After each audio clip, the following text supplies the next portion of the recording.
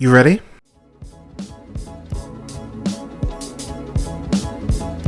You're listening to the Real Pineapple Podcast Network.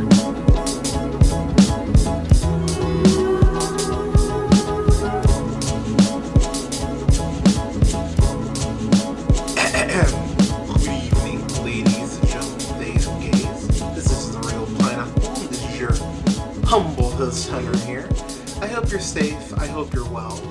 I've got a review for Piece by Piece, which is the Pharrell Williams biopic told from the perspective of Legos, which is fucking wild when you think about it. This is directed, as I mentioned, and written by Morgan Neville, who was a producer, and I'm trying to see if they're a director on. I think they're just producer, but they're a producer on "Won't You Be My Neighbor," the Mr. Rogers biopic back in documentary back in 2018. One of my favorite films of that year. And that's and he's also worked on Mickey, the Story of a Mouse, Bono and the Edge, A Sort of Homecoming with Dave Letterman, the Thank You Very Much, I believe that's the George Carlin documentary, executive producer on that.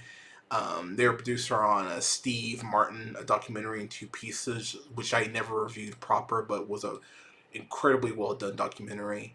But all that said, when they said they're going to do this film, I was really curious because, a Pharrell Williams documentary slash biopic, whatever you want to call it, considering how successful the Neptunes have been, that was something I was actually very interested in. But then I hear, oh, it's going to be the story of Pharrell, but told with Legos. I went, yeah, this feels like something Pharrell. This feels like something Pharrell would do, because Pharrell is very much a visionary in that way. I've been a fan of Pharrell Williams. I still remember the first time, and they actually get into this beat where I still remember being at a dance and hearing Nori's "Nothing" for the first time, and hearing that beat and being like, "Who the hell is that?" And like, oh, it's the Neptunes, and then just becoming obsessed with the Neptunes. They've done some of the best beats in the history of music. I mean, they gave Gwen Stefani a whole nother career as a pop star. Doing beats for her. The Neptunes have been incredibly successful as a duo. And they do get into that because there is that part of me that definitely was like, all right, how much are you going to kind of cover the Neptunes as a group? And they do actually get into a good amount of their stuff, which I was really happy about, because there is no Pharrell Williams without Chad Hugo. I mean, Pharrell has been incredibly successful by himself as a producer, but the Neptunes are such a huge part to the genesis of who Pharrell Williams is. And they really do get into that in a way that I was very happy that they did. So they talk about Pharrell being born in Virginia Beach and having a affinity from very early on for water and King Neptune, which I thought was actually really cute. And the way that one thing that makes this so cool visually is that seeing things in Lego with the gravity of what Pharrell is talking about, it allows you to go ahead and present this information through almost a childlike lens, but still be able to go ahead and maintain the integrity and the weight of what they're going ahead and talking about. That was probably the thing that surprised me the most, because they get into some stuff that's actually pretty heavy in this documentary. I mean, they got into there's a death in the family that is discussed. Someone that's very close to Pharrell, and the way that that's represented, and again through Legos, the way that's represented is a really haunting, really heavy thing. And I actually found myself pausing the film at that part and just breaking down. I was like, wow, it hit me in a spot that I really wasn't expecting. But I mean that in the best way. One of the things that I really like about Pharrell is that he has almost this philosopher's spirit in the way that he talks about seeing um, like the NERD album of the same name. The way that he's able to really like see sounds, and he has this incredible way talking about how he um, how music is so mesmerizing to him, and talking about the first time he heard uh, Aretha Franklin and how mesmerizing that was for him. Talking about the first time he heard Stevie Wonder and how music and colors would really cascade together for him. So whenever you see a beat in this film, it's represented through different colored Lego blocks, which was a really clever visual and metaphoric representation. I really like the way that the film goes ahead and represents beats in that way. It makes it easy to differentiate them, but also adds more weight to Pharrell's creativity. I thought that was a very clever decision on their part. But he talks about growing up in Virginia Beach, on the ocean front, and how that was really kind of the spot for creatives. And it's really crazy that Pharrell Williams, Chad Hugo, the Neptunes, Pusha T, of the first rapper to obliterate Drake, uh, but Pharrell and Chad, Pusha T, Timbaland, and Missy Elliott, all legends in their own right, all come out of one town. Like that's fucking wild when you think about it. In the way that Pharrell speaks to the reverence that he has for his peers coming out of that spot, I thought was something that was very, very cool, because I don't think people talk about Missy Elliott nearly enough, especially when you talk about um, best MCs to ever pick up a mic. She's definitely in that conversation for sure. One thing I really like, and I relate to this like a motherfucker, one thing I really appreciate about this is that the film talks about how um, Pharrell was just lost. Like as a kid, that school just didn't interest him. Um, and that's something I think a lot more kids go through, especially creatives. That kids go through that isn't talked about nearly enough. He talks about how he found school difficult, and how something that he brings up that I didn't even really think about till he said it, and I went, yeah, that is actually jarring. How you go from being in sixth grade, and you have one teacher, maybe two, and then you go to seventh grade, middle school, and then you have like six or seven teachers, and it is one of those things where you go, yeah, that's five more teachers you have to deal with, five more different personalities, five more different people giving you homework that you may not, that may not resonate with you. And I found that really interesting, the way that he brought that up. And he talks about how, his, like the person at the school said that, oh, hey, Pharrell did enough to go ahead and go to seventh grade, and how, no, I don't want my son just skating by. So he actually repeated seventh grade twice, which I was like, wow, that's wild. And hearing him talk about that, it's like, wow, that's really powerful. That's an incredibly powerful thing to admit, and I appreciate the fact that he actually, gets into that. Um, One of the funnier bits of the documentary, he talks about how he worked at McDonald's for like 30 minutes, and how he got fired from there. That was that was really funny. I got a very hard laugh out of that. When he talks about meeting Chad Hugo, and how Chad really understood the colors of music and how they bonded over that. I know obviously a decent amount has been made out of NERD in their breakup, their split, their initial split, and they do get into it a little more here than I actually thought they were going to. But you can tell the reverence in which uh, he speaks about Chad Hugo. I really enjoyed that, and that made me really happy, considering how successful they've been as a duo, and then of course in the group NERD, who've made some great fucking music.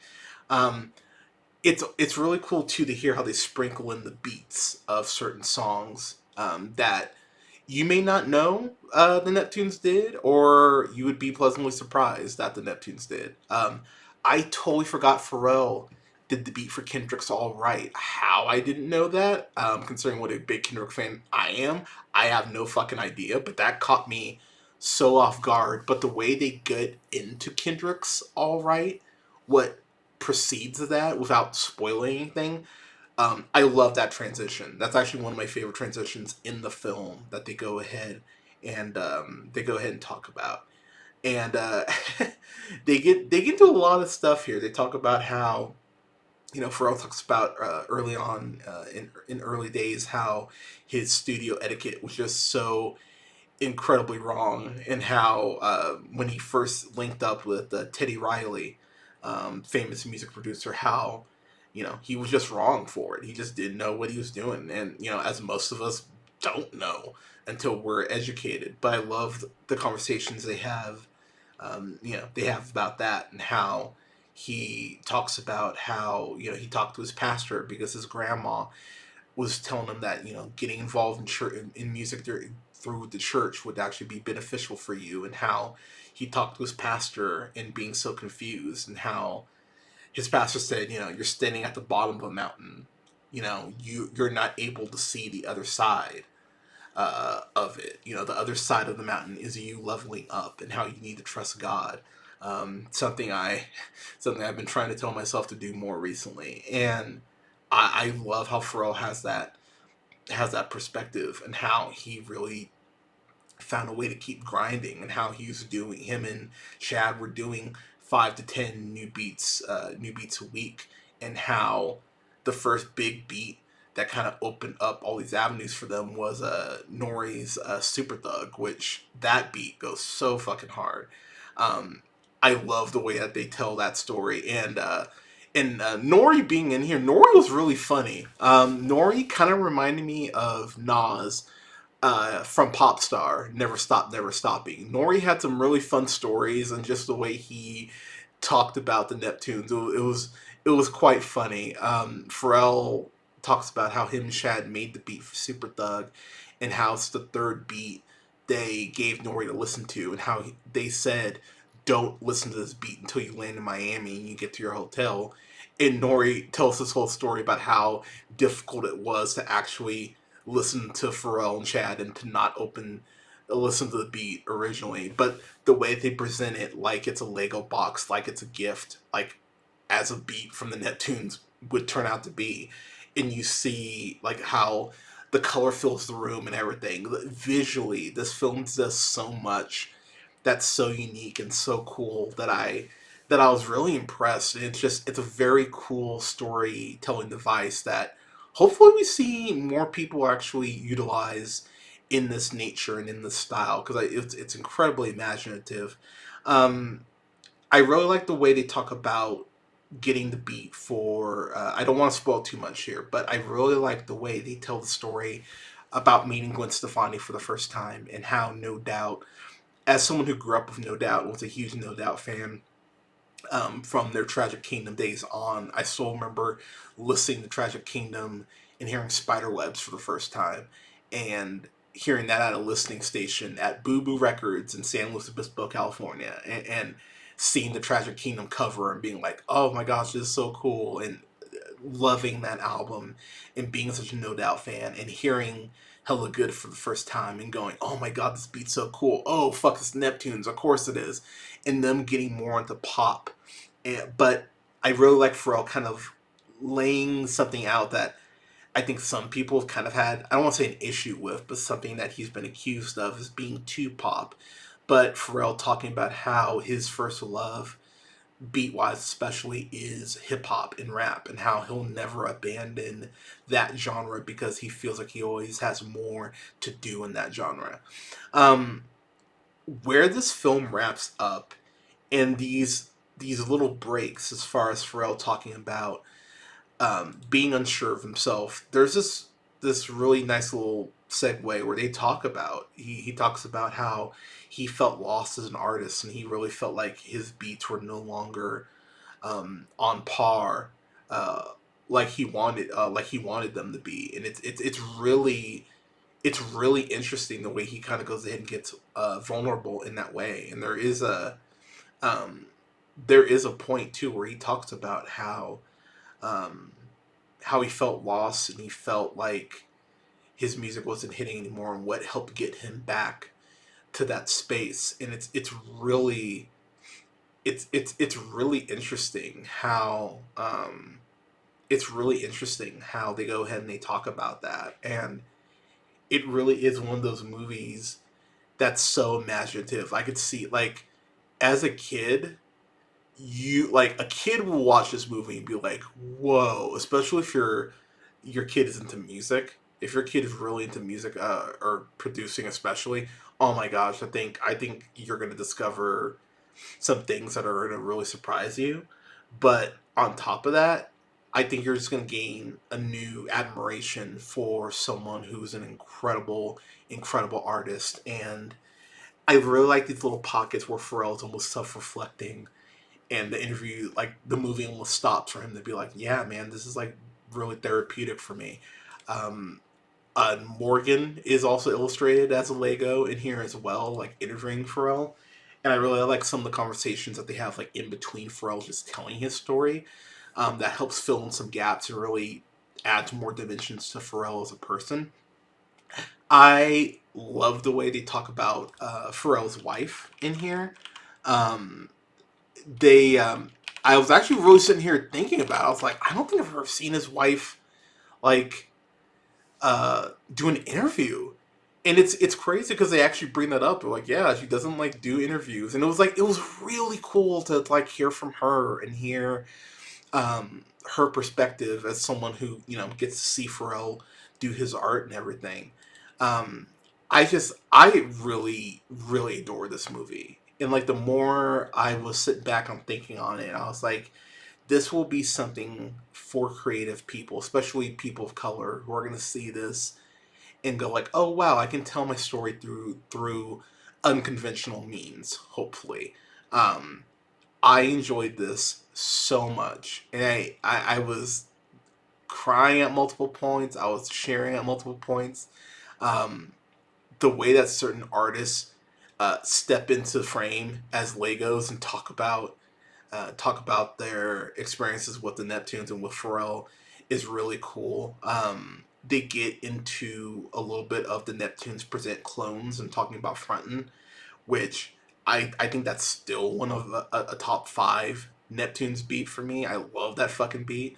So yeah, this is a solid A for me. I had so much fun with this movie and I really enjoyed myself. So this is on VOD right now. I would highly recommend you check it out if you just have an affinity for Pharrell, an affinity for hip hop, affinity for producing.